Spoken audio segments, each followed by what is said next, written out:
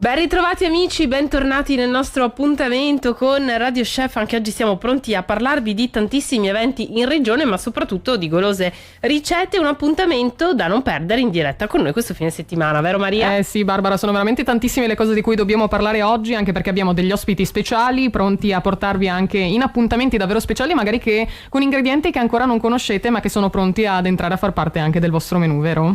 È proprio così, Maria? Uno in particolare. Sì, esatto, un ingrediente veramente innovativo, si chiama il pestit, e noi oggi a parlarcene abbiamo in collegamento Paolo Emilio, che è segretario di Slow Food di Pordenone, per parlarci della festa del pestit e dei fermentati. Allora, buongiorno innanzitutto Paolo, benvenuto. Buongiorno a voi, buongiorno a tutti.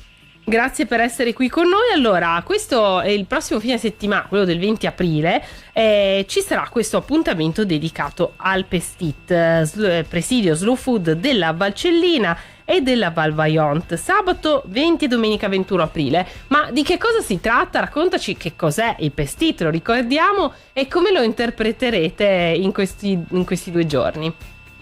Allora, il pestit è una ricetta vecchia, storica della Valcellina e della Val Vajont. È una rapa fermentata, quindi era un prodotto invernale di sopravvivenza, cioè era un alimento che le popolazioni, gli abitanti di queste vallate proprio erano usi consumare durante l'inverno. Ancora tutt'oggi tutte le famiglie storiche, tutti lo fanno in casa, ognuno per conto proprio. Praticamente è tipo la brovada, mi verrebbe da dire, anche se qualcuno si sarà già alzato in piedi come dire no, però senza le vinacce, quindi è una rapa bianca, pasta bianca fermentata solo con fermentazione lattica, quindi non c'ha il pungente dell'acetico, è anche un piatto insomma interessante, e noi da questo punto di vista abbiamo cercato di trovare un modo per promuovere questo territorio che è bellissimo, che ha delle qualità assolutamente da scoprire tramite questo prodotto, tramite questo nuovo presidio Slow Food. Oltre al pestit si parlerà anche tanto di fermentati, che sono un qualcosa che è difficile anche da preparare a casa. So che ci sono al momento tantissimi corsi di cucina che insegnano proprio a fare questi fermentati. Quali sono quelli che saranno protagonisti anche alla festa del pestit? Allora, la fermentazione è comunissima, perché si può usare anche il pane lievito madre è un fermentato. Noi abbiamo deciso di concentrarci su questa festa sui fermentati, diciamo, a base vegetale, quindi tutte quelle verdure fermentate in varie maniere, e abbiamo coinvolto diversi chef, diversi cuochi regionali anche no, che verranno anche a fare dei corsi, quindi se qualcuno vorrà imparare a fare delle fermentazioni a casa, o perlomeno i rudimenti di questo tipo di fermentazioni, potrà venire. Ci sono dei laboratori didattici proprio, formativi, in modo tale da approfondire questo argomento assieme. Oltre che a tutta una serie di produttori che verranno con fermentati di tutti i tipi, dal koji alla kombucha, tutte queste cose, tutte queste ricette che non sono proprio tutte del nostro territorio, però sono accomunate dall'essere tutti di base vegetale. Arrivano veramente da ovunque, Friuli Venezia Giulia come dicevi, e non solo. Questi laboratori saranno veramente molto molto interessanti. Sto leggendo così anche dal programma, si parlerà anche dell'aglio orsino, come dicevi, della fermentazione, del cappuccio fermentato, del pestit, naturalmente il protagonista, e poi anche riconoscere le erbe selvatiche, perché è un appuntamento comunque dedicato alla primavera. Poi in un luogo bellissimo come le valli del Friuli Venezia Giulia sicuramente non mancherà anche questo tocco primaverile.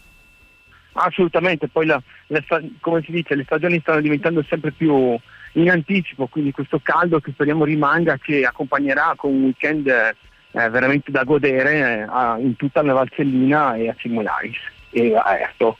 Volevo chiederti come lo gustiamo anche il pestit nella tua ricetta migliore? La ricetta tradizionale è sempre stata fatta con una carne affumicata, che era l'unico alimento che poteva essere conservato durante l'inverno. Quindi viene accompagnato solitamente con della carne di maiale o della carne insomma di ungulati durante l'inverno. Il piatto principale però, io sempre dico, era il pestit, cioè era la rapa più abbondante della carne. E per quanto riguarda la coltivazione e il suo mantenimento, come si procede anche in questo senso, dato che stiamo dando uno sguardo anche alle immagini che ci portano un po' a scoprire questo prodotto? Scusa, ho perso un pezzo. Per quanto riguarda anche la coltivazione, che so che avviene proprio... La coltivazione è un ortaggio, la rapa è un ortaggio autunnale, quindi viene seminata diciamo in luglio, a seconda delle varie quote, e poi dopo viene raccolto, la tradizione dice dopo la terza brinata, e viene lavorata, pulita, tagliata a pezzi e fatta fermentare per 40 giorni, quindi è un prodotto che solitamente è pronto stagionalmente a dicembre, diciamo, non prima, da consumarsi.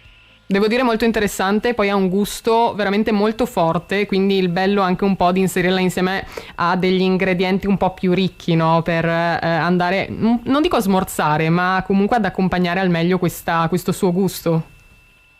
Allora, noi adesso cerchiamo degli abbinamenti, per cui un prodotto leggermente acido come il pestit cerchiamo di abbinarlo con dei prodotti grassi, no? Che quindi ci permetta di gustare ogni boccone. Una volta proprio era una questione di sopravvivenza, quindi penso che questi certo, per conservarli al meglio. Però c'è anche un fattore nutrizionale, no? Perché le fermentazioni hanno un potere probiotico che stiamo riscoprendo noi adesso in questo periodo, quindi siamo contenti, insomma, di aver accompagnato la promozione di questo prodotto con questo tipo di compagni di viaggio, cioè gli altri fermentati, ecco. È una prima edizione, ma veramente ha già tantissime cose al suo interno. Si parlerà di degustazioni, come dicevamo, laboratori, visite guidate, show cooking, accompagnati anche dal mercato dei produttori, quindi potrete portarvi a casa anche questi buonissimi prodotti, incentrato sui fermentati e anche altre eccellenze enogastronomiche che accompagnano soprattutto anche la filosofia slow food, quindi provenienti dal nord Italia, dall'estero, però il bello di scoprire il nostro territorio e non solo in maniera targata slow food. È vero. Sì, siamo contenti perché il nostro gruppo di Pordenone sta lavorando tantissimo su questa manifestazione con il supporto dei comuni della Valcellina, Barci, Serto, Cimo Life che ospiterà quest'anno e Klaus, poi il prossimo anno verrà ospitato da un altro di questi comuni la festa. E diciamo che questo tipo di attività è una cosa che ci sta veramente dando delle soddisfazioni e quindi ci fa piacere. Da soli non potremo fare niente, ovviamente, senza i produttori e il territorio. Quindi un bel lavoro di squadra. Che attendiamo con ansia, ecco. Non vediamo l'ora di esserci sabato 20 aprile e domenica 21 aprile per scoprire appunto questa festa del Presidio Slow Food della Valcellina del Val Vajont, ma anche tutta questa serie di appuntamenti con i fermentati e tantissimi laboratori alla scoperta di questi cibi cosiddetti vivi, appunto, ma anche di tante erbe appunto da conoscere, dal cappuccio fermentato, come si fa il pestit, all'aglio orsino, poi si parlerà di erbe selvatiche, insomma saranno 2 giorni veramente intensi. Ricordo che sul sito di Turismo FVG trovate tutte le informazioni e noi davvero ringraziamo Paolo Emilio per essere stato con noi e averci portato alla scoperta di questo appuntamento. Grazie a voi. È stato buona giornata a tutti, vi aspettiamo. Grazie, viva il pestit, non vediamo l'ora di assaggiarlo in tutte queste ricette. Ci sono veramente tantissimi appuntamenti da non perdere in Friuli Venezia Giulia per scoprire il nostro territorio, scoprire i suoi prodotti e vivere la primavera al meglio anche, Barbara, no? Soprattutto, infatti, questo sabato 13 aprile io e Maria ci trasferiremo alle Serre Bearzot per un appuntamento che parte dalle 14.30 e si chiama Grande Festa di Primavera. Sarà un programma intenso con laboratori per bambini, corsi sulle piante primaverili, la mostra dei bonsai, il premio con l'orchidea più bella e ovviamente la nostra diretta. Ci sarà Alessandro Giudici a creare questi biscotti per i bambini, biscotti magici, e poi ci saranno i vari corsi per gli adulti, il mondo delle orchidee, le piante da balcone, piante fiorite, gerani, piante verdi e piante grasse. Inoltre ci sarà il premio l'orchidea più bella che verrà premiata con un buono di 50 euro, magari ci porto pure le mie a partecipare. Vedi. Inoltre ci sarà il simpaticissimo ma anche bravissimo maestro Germano Pontoni che preparerà per voi delle specialità culinarie, e per gli appassionati, che so che sono molti, c'è anche la mostra dei bonsai, una vera e propria insomma chicca da portare in casa, anche perché prendersi cura di un bonsai aiuta tantissimo a rilassarsi e a allontanare lo stress, ma anche in generale, così proprio prendersi cura delle nostre piantine. Poi devi sapere sapere che anche brinderemo, perché è sempre una festa questa di primavera, e ci sarà la tenuta Pribus di Bagnari Arsa ad accompagnarci con i suoi vini, quindi sarà un pomeriggio veramente gustoso, interessante, alla scoperta di tantissime novità, anche perché spesso magari ci capita di vedere una bella piantina aromatica, una bella piantina primaverile, comprarla e poi non sapere come trattarla, e questo è l'appuntamento giusto veramente per scoprire un po' di tutto, perché ci saranno questi corsi durante il nostro pomeriggio in cui andremo proprio a vedere insieme consigli, trattamenti, un po' tutto quello che riguarda il mondo delle piante primaverili, quindi sarà veramente molto interessante. Ovviamente porteremo con noi anche la nostra brochure di primavera, che vi propone tantissime ricette, tra le quali lo sformato di zucchine e pancetta, le patate ripiene,